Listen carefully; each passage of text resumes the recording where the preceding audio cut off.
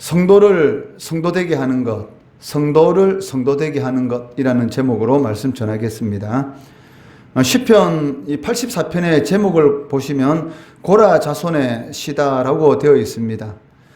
이처럼 성경에 고라 자손의 시라는 이 제목이 붙어 있는 시는 모두 11편입니다. 이 시편의 형식은 이 찬양시이고 구체적으로는 시온의 노래로 불리고 있습니다.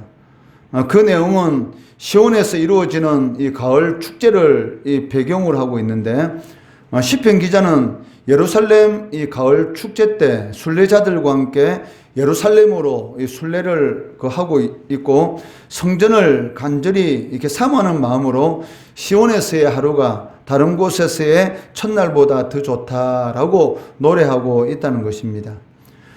이 시편의 배경을 이 가을 축제로 보는 이유는 그 6절 말씀해 보시면 이른 비가 복을 채워주나이다 라고 이렇게 하고 있는데, 여기 이른 비라는 것은 그 10월부터 12월에 내리는 이 가을비를 의미하고 있습니다. 4월부터 10월까지는 이 건기이기 때문에 이 땅이 딱딱하게 굳어 있습니다.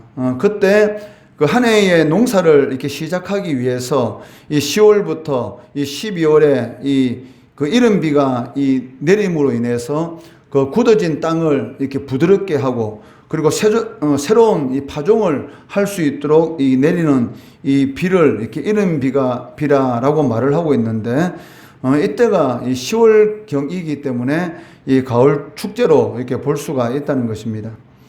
시편 이 84편에는 이 복이 있다라는 이 말이 이렇게 3번이나 반복되고 있는데, 참으로 이 복 있는 사람이 누구인가를 말씀하고 있습니다. 그 4절 말씀해 보시면 주의 집에 사는 자들이 복이 있다라고 말씀하고 있고, 5절 말씀해 보시면 주께 힘을 얻고 그 마음에 시온의 대로가 있는 자가 복이 있다라고 말씀하고 있고, 마지막으로 이 12절에 보시면 주께 의지하는 자가 복이 있다라고 말씀하고 있다는 것입니다. 4절 말씀에 주의 집에 사는 자가 복이 있다라고 하고 있는데, 이것은 그 성전에서 예배드리는 자가 복이 있다라는 그런 의미를 가지고 있습니다. 성전에 나와서 믿음의 사람들이 함께 모여서 하나님 앞에 그 예배드리는 것이 복이 있는데, 그 이유가 무엇인가? 이 3절 말씀해 보시면 나의 왕 나의 하나님 만군의 여호와여 주의 제단에서 참새도 제 집을 얻고 제비도 새끼 둘 보금자리를 얻었나이다 라고 말씀하고 있습니다. 여기 참새와 제비는 이 약자를 의미하고 있습니다. 그 연약한 자들이 그 하나님 앞에 나와서 예배 드릴 때 그 피난처 되시는 그 하나님께서 집을 얻고 이 보금자리를 얻는 그러한 이 평안을 누리게 된다는 것입니다. 여기서 말하는 약자는 물론 이 경제적으로 그 세상적인 기준으로 볼 때에 가지지 못한 이런 가난한 자를 이렇게 의미하고 있지만, 또 마음이 많은 것을 가지고 있지만 심령이 가난한 자의 의미도 함께 가지고 있다는 것입니다. 그렇기 때문에 그 세상적인 기준으로 많은 것을 가지고 있든 가지고 있지 않든 그 하나님 앞에서 나와서 예배 드릴 때에 하나님께서는 이 보금자리와 같은 저 안락한 그런 이 평강의 은혜를 베풀어 주신다라고 말씀하고 있다는 것이죠.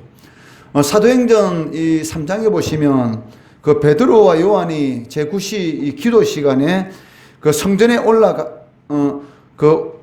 때 그 나면서부터 이 걷지 못하는 그런 이 거린을 이 성전 미문에서 만나게 됩니다. 그때 이 베드로 한 말이 무엇입니까? 이 거린의 입장에서는 이 한 끼 굶주림을 해결할 수 있는 그런 것이 자신에게 필요하다라고 생각했을 수도 있지만, 베드로가 보기에는 그 거린에게 그 진짜 필요한 것은 따로 있었던 것이죠. 그 사도행전 3장 6절 말씀해 보시면 그 베드로가 이르되 은과 금은 내게 없거니와 내게 있는 이것을 내게 주노니 나사렛 예수 그리스도 이름으로 일어나 걸어라 라고 말씀하고 있다는 것이죠. 나면서부터 걷지 못하는 이 거린에게 있어서 가장 필요한 것은 무엇입니까? 아마 일평생 소원은 한번 걸어보는 것이었을 것입니다. 돈이라는 것은 벌면 되는 것입니다. 그렇지만 당시 이 거린에게 있어서 나면서부터 걷지 못했다는 것은 죽을 때까지 걸을 수 있다는 희망이 전혀 없는 그런 상황이었습니다. 그때 이 거린에게 있어서 진정으로 필요한 것은 은과 금이 아니라 한번 걸어보는 것. 그 거린에게 가장 필요한 것을 이렇게 제시해 주고 있는 것을 볼 수가 있다는 것이죠. 다윗의 고백은 어떻습니까? 그 시편 27편 4절 말씀해 보시면 내가 여호와께 바라는 한 가지 일 그것을 구하리니 곧 내가 내 평생에 여호와의 집에 살면서 여호와의 아름다움을 바라보며 그의 성전에서 사모하는 그것이라 라고 말씀하고 있다는 것이죠. 그러니까 하나님을 바라보고 하나님을 바라보고 그 하나님 주 안에 이렇게 살아가는 것, 이것이 가장 행복하다라고 이 다윗이 고백하고 있는데, 이것이 바로 이 다윗을 다윗되게 하는 것. 오늘 이 제목의 말씀을 빌리면 성도를 성도되게 하는 것이다라고 말씀하고 있습니다. 다윗의 이 고백은 그 예배 드리는 것이 가장 복되다라는 그런 의미를 가지고 있다는 것이죠. 왜냐하면 예배라는 것은 아무나 드릴 수 있는 것이 아닙니다. 오직 하나님의 은혜로 구원받은 하나님의 백성들만이 하나님 앞에 나와서 이 예배를 드릴 수 있는 것이고, 무엇보다 그 은혜에 감사하는 사람들만이, 즉 하나님께서 베풀어 주신 그 은혜를 감사하는 사람들만이 하나님 앞에 예배를 드릴 수 있다는 것입니다. 두 번째는 이 5절 말씀해 보시면 주께 힘을 얻고 그 마음에 시온의 대로가 있는 자가 복이 있다라고 말씀하고 있습니다. 이 말씀은 이렇게 해석할 수가 있는데, 그의 마음에 주의 길을 즐거워하는 자에게 주님께서 힘을 주시는데 이런 자가 복이 있다라는 그런 의미를 가지고 있습니다. 먼 지방에서 이 예루살렘으로 순례의 길을 갈 때에 생각지도 못한 여러 가지 어려움을 겪지 않겠습니까?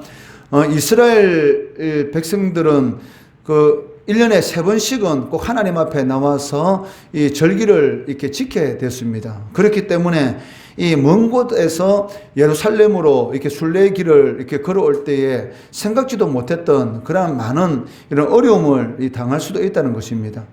그때마다 그 주님의 이 도우심을 받는 자들, 그러한 자들이 복이 있다. 즉 시온의 대로가 있는 자가 복이 있다라고 말씀하고 있다는 것입니다. 이를 7절 말씀에서는 그들은 힘을 얻고 더 얻어 나아가서 시온에서 하나님 앞에 각기 나타나리이다 라고 말씀하고 있다는 것이죠. 여기 하나님 앞에 나타난다라는 이 말은 그 자신을 드린다라는 그런 의미를 가지고 있습니다. 이는 그 순례의 최종적인 목적이 무엇입니까? 그러니까 하나님을 높이는 데 있다는 것이죠. 자신의 모든 것을 들여서 하나님을 높이는 것, 이것이 바로 이 순례의 최종적인 이 목적이라는 것이죠. 성도도 마찬가지입니다. 성도들이 이 세상을 떠나는 그 순간까지 이 하나님 앞을 향한 그런 순례의 길을 걸어가게 될 건데, 그러한 이 신앙의 이 순례의 길을 걸어갈 때에 생각지도 못했던 여러 가지 많은 어려운 일을 겪을 수도 있습니다. 그때 이 주의 길을 걸어간다는 것, 그 믿음 안에서 하나님이 기뻐하는 그런 길을 걸어가는 것, 이것을 즐거워하고 주님의 이름을 높이는 그런 삶을 살아갈 때에 하나님께서는 반드시 은혜를 베풀어 주신다라고 말씀하고 있다는 것이죠. 이 존 번연의 철로 역정이라는 이 책을 보면은 크리스찬이라는 그 이름의 성도가 천국을 향해서 걸어가는 그런 신앙의 여정을 잘 보여주고 있는데, 그러한 이 신앙의 여정을 보면 많은 어려움과 이 유혹을 당하는 것을 볼 수가 있습니다. 이것은 이 시대를 살아가는 우리 성도들도 마찬가지입니다. 하나님 앞에 서는 그날까지 이 순례자의 길을 걸어가게 되는데, 그때마다 생각지도 못했던 그런 어려움과 또 이 시험을 당할 수도 있다는 것입니다. 그렇기 때문에 우리들에게 반드시 필요한 것이 있는데, 그게 무엇이겠습니까? 그 5절 말씀해 보시면 주님께서 주시는 힘이다라고 말씀하고 있다는 것입니다. 주님이 힘을 주지 않으면 이 눈물 골짜기와 같은 그 어렵고 그리고 고통스러운 이 길이 그 샘물이 솟아나는 그런 이 기적과 은총의 그런 평강의 길이 될 수 있다라고 말을 하고 있다는 것입니다. 6절 말씀해 보시면 그들이 눈물 골짜기로 지나갈 때에 그곳에 많은 샘이 있을 것이며 이른 비가 복을 채워주나이다 라고 말씀하고 있다는 것이죠. 이 팔레스타인 이 땅 같은 경우는 이 우기와 건기 이 두 기후밖에 없기 때문에 이 10월에 이 씨를 뿌려야 되는데 만약에 이른 비가 내리지 않는다면 이 농사를 지을 수가 없습니다. 그 농사를 지을 수가 없으면 당연히 이 굶어 죽을 수밖에 없다는 것이죠. 그렇지만 이 하나님께서는 그 하나님의 이 힘을 의지하는 자들, 하나님을 전적으로 신뢰하는 자들에게 이른 비가 내려서 그 복을 채워주신다라고 말씀하고 있다는 것이죠. 여기 눈물 골짜기라는 이 정확한 지명은 알 수가 없습니다. 그렇지만 이 예루살렘으로 걸어가는 그 길 가운데 오아시스도 없고, 즉 샘물이 없는, 즉 물을 마실 수 없는 아마 매우 건조하고 이 샘이 없는 그런 곳을 지나갈 때에 아마 순례자들에게 있어서는 가장 고통스러운 그런 장소로 볼 수가 있다는 것입니다. 그런데 이곳을 지날 때에 주님께서 많은 샘을 준비해 주신다는 것이죠. 이스라엘 백성들이 이 광야 길을 걸어갈 때에 하나님께서 이 반석을 깨뜨려서 이 물을 주신 것처럼 하나님을 신실하게 의지하는 자들, 주님의 힘을 의지하는 자들에게는 반드시 하나님께서 예비하신 그런 은혜가 있다라고 시편 기자는 고백하고 있다는 것입니다. 그렇기 때문에 시편 기자에게 있어서 성도가 가장 큰 이 복이 무엇인가, 즉 성도에게 있어서 가장 큰 복이 무엇인가에 대해서 이 10절에서 말씀하고 있습니다. 10절 말씀해 보시면 주의 궁정에서의 한 날이 다른 곳에서의 첫날보다 나은즉 악인의 장막에 사는 것보다 내 하나님의 성전 문지기로 있는 것이 좋습니다 라고 고백하고 있다는 것이죠. 악인의 장막에서, 저 불경건한 자들의 장막에서 좋은 음식과 좋은 옷을 입고 편하게 사는, 그런 안락하게 지내는 것보다 성전 문지방에 걸터 앉아서 있는 것이 더 행복하다. 이 얼마나 위대한 고백입니까? 비록 세상적으로는 내세울 것이 없는, 별 볼 일 없는 그런 삶인 것 같아 할지라도 주의 전에 나와서 하나님 앞에 예배 드릴 수 있다는 것, 이것이 성도들에게 있어서 가장 큰 복이다라고 고백하고 있다는 것입니다. 그 이유가 무엇이겠습니까? 그때마다 이 눈물 골짜기와 같은 그런 어려운 일, 그런 인생길이 있을 때마다 하나님께서 많은 삶을 예배해 주시는 것처럼 은혜를 베풀어 주시기 때문이다라고 고백하고 있습니다. 세 번째로 12절 말씀해 보시면 주께 의지하는 자가 복이 있다라고 말씀하고 있습니다. 그 이유를 11절에서 말씀하고 있는데 여호와 하나님은 해요 방패이시라 여호와께서 은혜와 영화를 주시며 정직하게 행하는 자에게 좋은 것을 아끼지 아니할 것임이니이다 라고 말씀합니다. 여기 여호와 하나님은 해요 방패이시다라는 이 말씀은 주님만이 우리의 길을 비춰주시고 보호해 주신다라는 그런 의미를 가지고 있다는 것이죠. 그것으로 끝나는 것이 아니라 은혜와 영화를 주시고 좋은 것을 아끼지 아니하신다. 이 고백이 바로 이 바울 사도의 고백이지 않겠습니까? 그 모든 것을 주신 하나님께서 이 독생자도 아끼지 아니하시고 주신 하나님께서 구하는 자에게 좋은 것을 주지 않겠느냐? 반드시 주신다는 것이죠. 하나님은 하나님의 자녀들에게 은혜와 영화를 주시고 좋은 것을 아끼지 아니하신다라고 말씀하면서 이 시편 84편의 이 끝을 맺고 있다는 것입니다. 주님을 신뢰하고 의지하는 자들, 그리고 주님을 신뢰하고 의지하는 그런 삶을 살아가는 성도가 바로 이 성도 되게 하는 그런 은혜를 입을 수가 있다는 것이죠. 비록 우리가 신앙의 순례의 길을 걸어갈 때에 이 눈물 골짜기와 같은 그 생각지도 못했던 그러한 어려운 일을 겪을 수도 있지만 셈이 없는 곳에 셈을 내시는 그런 하나님의 은혜의 역사가 바로 우리의 삶 가운데 주님을 신뢰하는 자들에게 반드시 나타나게 된다는 것입니다. 성도를 성도되게 하는 것이 무엇입니까? 바로 하나님 앞에 나와서 예배 드리는 것, 이것이 가장 큰 은혜다. 주의 궁정에서의 한 날이 다른 곳의 첫날보다 낫다.